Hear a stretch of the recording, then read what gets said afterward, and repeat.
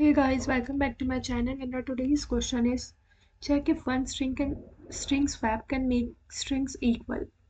So in this question you are given two string S1 and S2 of equal length. A string swap is an operation where you can choose two indices in a string and swap the characters at these indices. Written true if it is possible to make both strings equal by performing at most one string swap on exactly one of the strings, otherwise written false. अच्छा तो they were saying कि हमारे पास दो string given है of same length. दो string given है of same length, as you can see this both string is of length 4. और हमें क्या करना है, हमें इस string में से at most at least at most one character, मतलब अगर हम swap करें कोई भी string में से, अगर मैं इस string का एक character swap करूँ या इस string का एक character या दोनों string के character swap करूँ, तो मुझे क्या, तो उसके बाद ये दोनों strings equal हो रही है या नहीं, ये we have to written कि अगर हो रही है तो true otherwise false. So as you can see इस क्वेश्चन में ये string S1 मेरी बैंक है, S2 मेरी है. अगर मैं यहाँ पे B और K इसको स्वैप कर दूंगी तो मेरा मुझे बैंक मिल जाएगा. सो मैंने यहाँ पे ट्रू रिटर्न कर दिया कि मुझे एक स्वैप में ही मुझे दोनों स्ट्रिंग इक्वल मिल गई.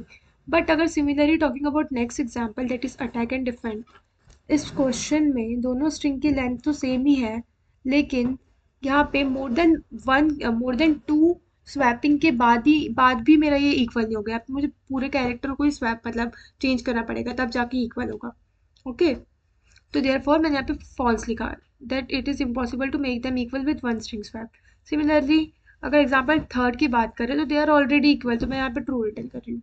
ओके, तो इस क्वेश्चन के लिए सबसे पहले मैंने यहाँ पे बेस कंडीशन लगा दी है कि क्या वो ऑलरेडी इक्वल है, तो मुझे ट्रू रिटर्न करना है. अदरवाइज मैंने दो एरे बना लिया है. ये एक एरे है F1 जो स्ट्रिंग वन के कैरेक्टर उनकी फ्रीक्वेंसी को स्टोर करेगा कि कौन सा कैरेक्टर कितनी बार आ रहा है. ये मेरा दूसरा एरे है F2 जो स्ट्रिंग 2 के कैरेक्टर की फ्रीक्वेंसी को स्टोर करेगा कि उस स्ट्रिंग में कौन सा कैरेक्टर कितनी बार आ रहा है. ठीक है, उसके बाद मैंने एक काउंट बना लिया है.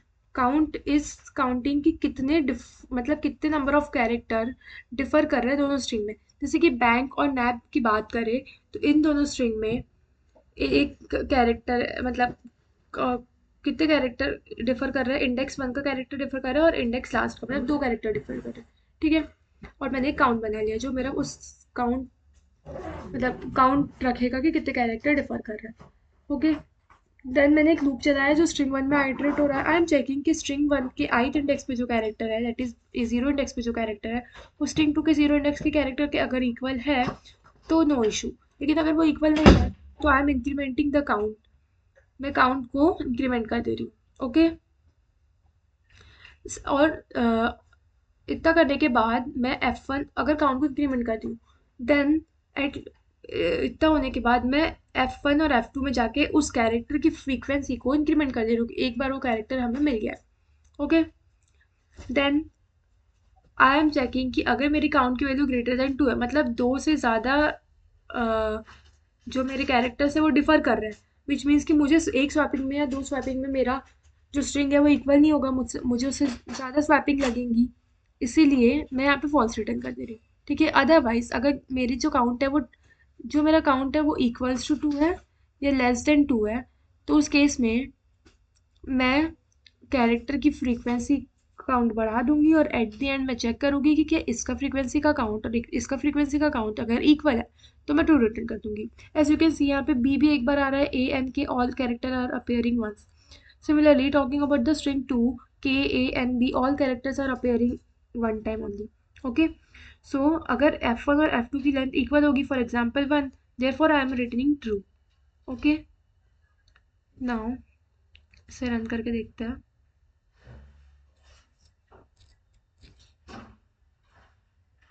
और अच्छा,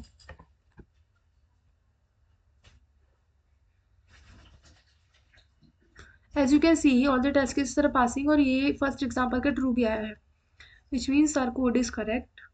This is a very basic and easy question, but still we will do such kind of questions. Okay guys, thank you for watching.